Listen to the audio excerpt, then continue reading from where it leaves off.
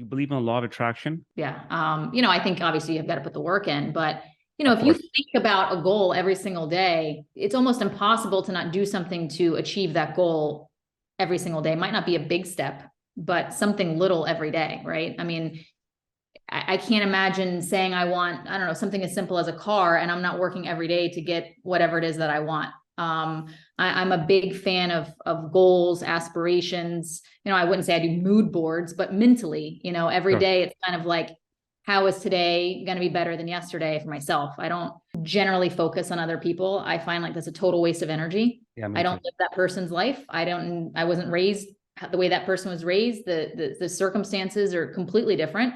Even you find someone that is the closest you could ever find someone to yourself, they're still miles different.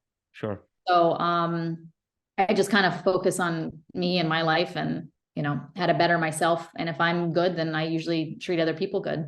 That's interesting you said that, because you're right. I mean, I can say I want to become this, but I'm doing this, right? We're not aligned. What you Right. say and what you do has to be aligned. And the biggest, I think, the misinformation that, or the whole thing with the secret, the law of attraction, they don't talk about the law of action. You have to take the steps, right? Before the universe or God, whatever you want to call it, will come meet you halfway.